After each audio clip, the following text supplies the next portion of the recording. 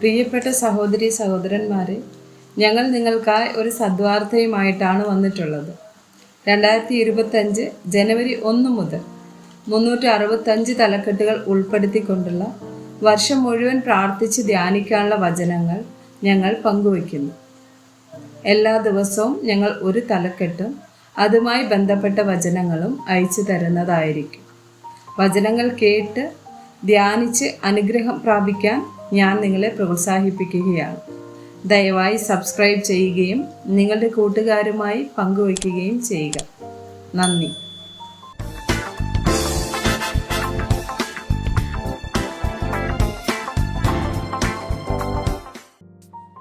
ദിവസം 119 ഒഴിവ് കഴിവുകൾ. ആവർത്തനം 30 11 മുതൽ 14 വരെയുള്ള വചനങ്ങൾ. ഞാൻ ഇന്ന് നിന്നോട് ആജ്ഞാപിക്കുന്ന ഈ കൽപ്പന നിനക്ക് പ്രയാസമുള്ളതല്ല, ദൂരമായുള്ളതുമല്ല. ഞങ്ങൾ കേട്ട് അനുസരിക്കേണ്ടതിന് ആര് സ്വർഗത്തിൽ കയറി കൊണ്ടുവന്ന് തരും എന്ന് പറയത്തക്കവണ്ണം അത് സ്വർഗത്തിലല്ല. ഞങ്ങൾ കേട്ട് അനുസരിക്കേണ്ടതിന് ആര് സമുദ്രം കടന്ന് കൊണ്ടുവന്ന് തരുമെന്ന് പറയത്തക്കവണ്ണം അത് സമുദ്രത്തിനക്കരെയുമല്ല.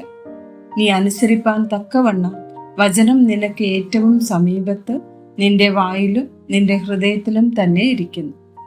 സദൃശ്യവാക്യങ്ങൾ 22 വചനം 13. വെളിയിൽ സിംഹമുണ്ട്, വീതിയിൽ എനിക്ക് ജീവഹാനി വരും എന്ന് മടിയൻ പറയും. ലൂക്കോസ് 9:57 മുതൽ 62 വരെയുള്ള വചനം. അവർ വഴി പോകുമ്പോൾ ഒരുത്തൻ അവനോട്, നീ എവിടെ പോയാലും ഞാൻ നിന്നെ അനുഗമിക്കാം എന്ന് പറഞ്ഞു.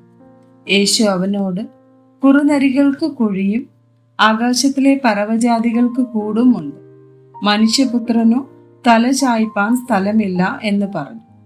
വേറൊരുത്തനോട്, എന്നെ അനുഗമിക്ക എന്ന് പറഞ്ഞാറെ അവൻ, ഞാൻ മുമ്പേ പോയി എൻ്റെ അപ്പനെ കുഴിച്ചിടുവാൻ അനുവാദം തരേണം എന്ന് പറഞ്ഞു. അവൻ അവനോട്, മരിച്ചവർ തങ്ങളുടെ മരിച്ചവരെ കുഴിച്ചിടട്ടെ, നീയോ പോയി ദൈവരാജ്യം അറിയിക്ക എന്ന് പറഞ്ഞു.